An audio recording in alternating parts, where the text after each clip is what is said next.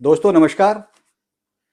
क्या आप जानते हैं 2G घोटाला, कॉमनवेल्थ घोटाला, आदर्श हाउसिंग सोसाइटी मुंबई घोटाला, इन सबको उजागर करने में सबसे महत्वपूर्ण भूमिका किसने निभाई थी? RTI act 2005। आरटीआई एक्ट 2005 के जरिए हम सरकार की जो पॉलिसीज हैं उनके ऊपर सरकार से सवाल कर सकते हैं, उनको जान सकते हैं। उससे सरकार की ट्रांसपेरेंसी और अकाउंटेबिलिटी डिसाइड होती है। आरटीआई एक्ट के द्वारा आम नागरिक अपनी समस्याएं, अपनी शिकायतों का निवारण सरकार के द्वारा मिलने वाली सेवाओं के संबंधित होंगी तो उससे किया जा सकता है। आज हम चर्चा करेंगे आरटीआई एक्ट 2005 के ऊपर। हमारे साथ चर्चा में जुड़ रहे हैं रिटायर्ड बैंकर, लेखक और RTI activist Shri SP Manchanda ji. Manchanda ji, आपका स्वागत है आज की चर्चा में। बहुत बहुत धन्यवाद सुधीर जी। सबसे पहले दर्शकों को ये बताइए कि आरटीआई एक्ट के द्वारा आम आदमी को, आम कॉमन मैन को क्या फायदा होता है? बहुत सही कहा सुधीर जी आपने। आरटीआई एक्ट जो है ना, बहुत ही पावरफुल एक्ट है। 2005 में सरकार ने एक लॉ बनाया था, उसमें उन्होंने ये कहा कि एक कॉमन मैन को एक हथियार दे दिया जाएगा जिससे वो सरकार की अकाउंटेबिलिटी फिक्स करे। यह कानून बाकी कानून से इसलिए अलग है क्योंकि बाकी कानूनों में सब सरकार जो है ना, वो पूछती है कि ये काम हुआ कि नहीं हुआ, वो काम हुआ कि नहीं हुआ, और उसके ऊपर सजा का प्रावधान होता है। लेकिन इस कानून में हमने सरकार से पूछना है कि ये काम ठीक हो रहा है कि नहीं हो रहा, वहाँ कितना भ्रष्टाचार हुआ, वहाँ कितनी रिश्वतखोरी हुई। तो ये सब चीज़ें हम सरकार से पूछ रहे हैं। तो ये एक बहुत ही पावरफुल एक्ट सरकार ने दिया है।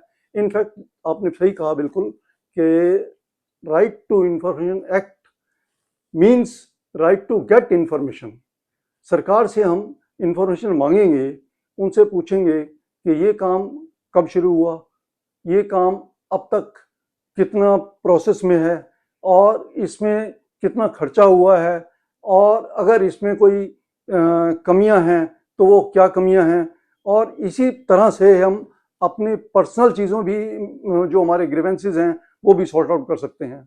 वैसे तो सरकार ने हमें ग्रीवेंस पोर्टल भी दिए हुए हैं। दिल्ली गवर्नमेंट का भी पोर्टल है, सेंट्रल गवर्नमेंट का भी पोर्टल है, इवन हमारे राष्ट्रपति का वहाँ का भी पोर्टल है, जिसमें हम अपनी अपनी ग्रीवेंसेस लिख सकते हैं और पूछ सकते हैं, और उनको एक बाध्य किया जाता है कि आप हमें इसका जवाब दीजिए, और 1 महीने के अंदर अंदर उनका जो आपको कुछ ना कुछ आंसर मिलता है।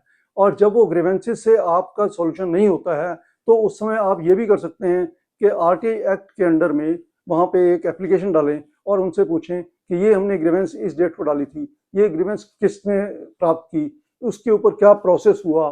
तो इस तरह से आरटीआई एक्ट का बहुत अच्छे तरीके से यूज किया जा सकता है। मनचंदा जी, हमें ये बताएं कि एक कॉमन मैन को आरटीआई एक्ट के थ्रू जानकारी लेने के लिए क्या प्रक्रिया, क्या प्रोसीजर को फॉलो करना पड़ता है? साथियों, आरटीआई एक्ट को यूज करना यानी कि राइट टू इंफॉर्मेशन लेना बहुत ही आसान है। सबसे पहले तो मैं ये आपको बताऊं कि इसके लिए कोई उम्र की कोई सीमा नहीं है। 10-15 साल का बच्चा भी आरटीआई से क्वेश्चन पूछ सकता है, और 80-90-100 साल का व्यक्ति भी किसी भी समय सरकार से प्रश्न पूछ सकता है। अब प्रश्न पूछने के लिए आपको क्या प्रोसीजर करना है? एक बहुत ही सिंपल प्रोसीजर है। एक सादा कागज लीजिए, उसमें पब्लिक इंफॉर्मेशन ऑफिसर उस डिपार्टमेंट का जो है उसका नाम पता लिखिए, और उसके बाद उसमें सब्जेक्ट में ये लिखिए कि ये मैं इंफॉर्मेशन आपसे, ये जो सूचना है आपसे आरटीआई एक्ट के अंडर मांग रहा हूँ। यानी कि उसकी बाध्यता हो जाती है उसको लॉ को फॉलो करने में। उसके बाद आपके जो थोड़ी सी इंट्रोडक्शन दीजिए कि आप ये सूचना क्यों मांगना चाहते हैं। अब वैसे ज़रूरी नहीं है, लेकिन अगर आप लिख देंगे तो थोड़ा आसानी हो जाती है सूचना देने वाले को भी, और आगे हमें अपील करने में, अप्लाई करने के लिए भी आसानी हो जाती है। तो उस केस में आप उसके बाद जो आपने प्रश्न हैं वो उसमें प्रश्न लीजिए। मान लीजिए, मैं एक एग्जांपल देता हूँ, हमारे पार्क बहुत अच्छा काम नहीं कर रहे हैं, तो उस केस में जब आप जाएंगे, देखेंगे पार्क अच्छा काम नहीं कर रहे हैं, तो आपके दिमाग में कुछ प्रश्न उठेंगे। यह है कि ये पार्क किसके अंडर में आता है, इसमें कितना देर काम करते हैं माली, और पिछले महीने अगर मालियों ने काम नहीं किया तो उस समय उनकी सैलरी काटी गई कि नहीं काटी गई, और उसमें क्या और सुधार हो सकते हैं। इस तरह के प्रश्न आप दिमाग में 5-7 बना के आप नोट डाउन कर लें, और उसके बाद में एक 10 रुपये की फीस होती है। अगर आप बीपीएल के पर्सनस हैं, बिलो पॉवर्टी लाइन में आते हैं, तो आपको वो फीस भी देने की जरूरत नहीं है। अदरवाइज आपको 10 रुपये का एक पोस्टल ऑर्डर लेना पड़ता है।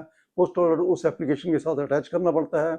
उस एप्लीकेशन में लिख दीजिए साथ में कि मैं ये postal order number so and so इस एप्लीकेशन के साथ अटैच कर रहा हूँ, जो कि एक आरटीआई फीस है। तो उसके बाद नीचे अपने हस्ताक्षर कीजिए और अपना पूरा पता लिखिए। इस तरह से जब आप पूरी एप्लीकेशन बना के इसको स्पीड पोस्ट से या रजिस्टर्ड पोस्ट से भेज देंगे, तो जब वो वहाँ पहुँच जाएगी तो आपकी कार्रवाई फिलहाल यहीं तक।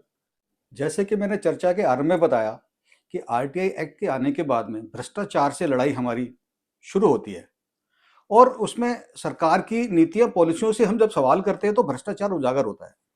तो मनचंदा जी, हमें ये बताएं कि भ्रष्टाचार से लड़ाई लड़ने की जो कोशिश है वो सरकार को करनी है कि नागरिकों को करनी है? फ्रेंड्स, जैसा कि पहले बताया गया शुरुआत में ही कि सरकार की नीतियों में जब कमियां हैं तो सरकार की नीतियों से ही हमें लड़ना है, उनसे ही पूछना है कि ये प्रश्न कैसे होगा। सरकार तो को जो कर्मचारी हैं, जो ऑफिसर हैं, जो उनके फैसले लेने वाले हैं, उन्हीं से हमें प्रश्न पूछना है। तो सरकार तो भ्रष्टाचार में लगी हुई है, हमें ही भ्रष्टाचार को रोकना है। तो सरकार नहीं रोकेगी, ये कानून हमें दिया गया है, हमें एम्पावर किया गया है, और हम ही इसको लड़ेंगे। और इसमें जरूर अगर अच्छे तरीके से सही ढंग से इसको एप्लीकेशन फाइल करेंगे और आगे जरूरत पड़ेगी तो अपील करेंगे, तो अवश्य सफल होंगे। PIL मतलब public interest litigation. Public interest litigation, PIL और आरटीआई में क्या फर्क है, ये जरा दर्शकों को हमारी जानकारी के लिए बताएं। फ्रेंड्स, जैसा कि अभी आपने सुना कि PIL पब्लिक इंटरेस्ट लिटिगेशन, यानी कि जो पब्लिक के इंटरेस्ट में जो लिटिगेशन फाइल की जाती है उसको हम कहते हैं PIL। और यह जो पब्लिक इंटरेस्ट लिटिगेशन है, ये दिल्ली हाई कोर्ट में या किसी स्टेट के हाई कोर्ट में या सुप्रीम कोर्ट में फाइल की जाती है। तो अगर वो जो मैटर है वो किसी स्टेट का है, स्टेट के अंदर का है, तो हम उसको सॉल्व करने के लिए, उसको सूचना में लाने के लिए हाई कोर्ट की, हम उस हाई कोर्ट के जुरिसडिक्शन में जाएंगे और उनको ये कहेंगे कि ये जो काम है ये इस तरीके से सही नहीं हो रहा है। और जब हम उसके पास ये बताने जाएंगे कि ये काम सही नहीं हो रहा है, तो हमारे पास पूरी की पूरी इंफॉर्मेशन होनी चाहिए, और वो इंफॉर्मेशन हम राइट टू इंफॉर्मेशन एक्ट में एप्लीकेशन भेजकर प्राप्त कर सकते हैं। जब हमारे पास एप्लीकेशन से पूरी इंफॉर्मेशन मिल जाएगी तो हमें पता लग जाएगा कि कहाँ कहाँ लूप होल्स हैं, और हम हाई कोर्ट में जाकर PIL फाइल करके ये उनको बता सकते हैं, जिस पर हाई कोर्ट जो है अवश्य एक्शन लेगा। भ्रष्टाचार से लड़ाई के अंदर हम सभी का योगदान जरूरी है। इस लड़ाई के अंदर सीनियर सिटीजन्स, वरिष्ठ नागरिकों का क्या फर्ज है और वो क्या महत्वपूर्ण भूमिका निभा सकते हैं इसके अंदर, ये हमें बताएं। फ्रेंड्स, जो सीनियर सिटीजन्स है उसके पास बहुत एक्सपीरियंस है, उन्होंने कई कई ऑफिस में भी काम किया होगा, उनके साथ बहुत एक्सपीरियंस हुए होंगे कि कहाँ ये नाइंसाफ़ी हुई होगी, तो उनके पास जो तजुर्बा है वो उसका बहुत लाभ उठा सकते हैं।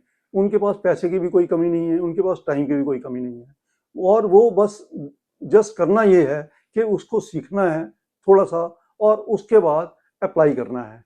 जहाँ भी कुछ गलत देखते हैं वहाँ पर वो लिख सकते हैं कि यहाँ पर ये चीज़ गलत हो रही है। सिर्फ लिख देने से ही बहुत कुछ काम हो जाते हैं।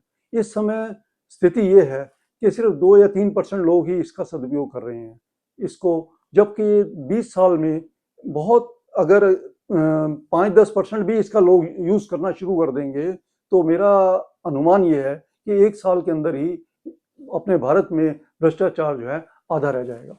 भ्रष्टाचार हमारी समाज की जड़ों को दीमक की तरह खोखला कर देती है।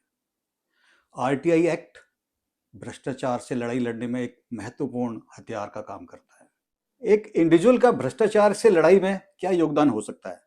सुधीर जी, आपने बहुत ही अच्छा प्रश्न पूछा है और ये मेरा एक फेवरेट प्रश्न है।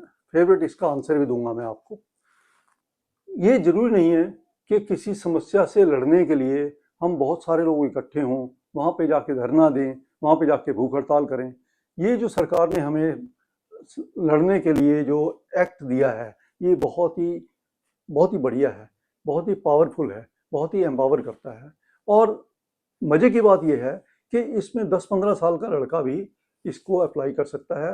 अगर उसको लिखना आता है तो इस तरह से सिंपल एक एप्लीकेशन लिख के इंफॉर्मेशन मांग सकता है। अब आप देखिए ना, अगर कोई भी गलत काम करता है तो हम क्या करते हैं, पुलिस वाले क्या करते हैं, उसको पकड़ के उससे प्रश्न पूछते हैं। हम भी तो यही कर रहे हैं। सिर्फ कर क्या रहे हैं, हम घर में बैठे हुए अपना, और अब तो बहुत कुछ सुविधा हमें ये भी हो गई है कि ऑनलाइन भी आप आरटीआई फाइल कर सकते हैं।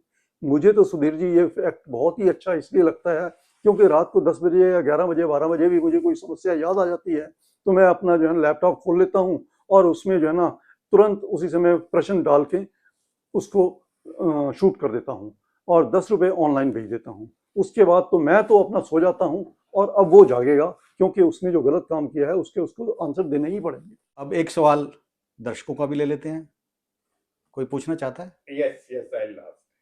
मंजिंदा जी, आपने बहुत अच्छी तरह से सारी सवालों के जवाब दिए हैं, लेकिन सबसे इम्पोर्टेंट इसके अंदर एक चीज़ है कि जिस तरह से कि हम लोग मान लिया कि आरटीआई से कोई इन्फॉर्मेशन लें, लेकिन इन्फॉर्मेशन जो है कई बार जो है तो कुछ लोगों को हर्ट करती है, तो वो हमें थ्रेट भी दे सकता है और हमें हमारी जान को खतरा भी हो सकता है।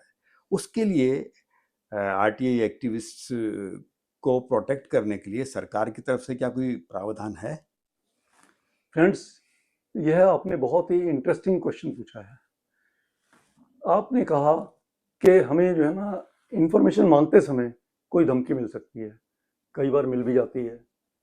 तो होना ये है कि सबसे पहले तो हम ये समझाएं कि हम ये सिर्फ एक इंफॉर्मेशन मांग रहे हैं, ना कि हम आपकी कंप्लेंट कर रहे हैं।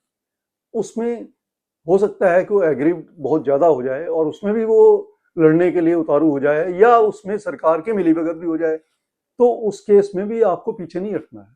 इसके भी बहुत कई उपाय हैं और मैं जो अपना उपाय बता रहा हूँ ये अगर आप सब जगह फैल बता देंगे तो शायद और भी लोग जो है ना इसको यूज़ करना शुरू कर देंगे। तो जब मेरे साथ कुछ ऐसा होता है तो मैं क्या करता हूँ कि मैं अपने 4-5 फ्रेंड्स जो यहाँ से दूर दूर रहते हैं, कोई जयपुर रहता है, कोई बेंगलोर रहता है, कोई कलकत्ता रहता है, बॉम्बे रहता है, तो उन सबको ये बता देता हूँ कि मुझे ये जो प्रश्न है इनमें से 5-6 प्रश्न जो है ना आप लोग भी पूछ लीजिए। तो वो 5-6 प्रश्न सभी लोग एक साथ पूछते हैं और एक साथ एप्लीकेशन वहाँ पहुँचती हैं। तो उस केस में जो गलत काम कर रहा होता है उसको समझ में नहीं आता कि मैं किसके पीछे भागूं। तो ये एक बहुत अच्छा तरीका है आरटीआई से लड़ने का। आज मनचंदा जी ने आरटीआई एक्ट से संबंधित सभी बिंदुओं के ऊपर विस्तार से चर्चा की। इसके लिए एसपी मनचंदा जी का बहुत बहुत आभार और धन्यवाद। सुधीर जी, आपका भी बहुत बहुत धन्यवाद। आपने मुझे एक ऐसा मौका दिया हमें अपने साथियों को, बुजुर्गों को और सभी अपने देशवासियों को समझाने का कि हम भ्रष्टाचार को कैसे कम कर सकते हैं। दर्शकों, अगले सप्ताह फिर किसी महत्वपूर्ण विषय पे फिर आपसे मुलाकात होगी। तब तक के लिए नमस्कार।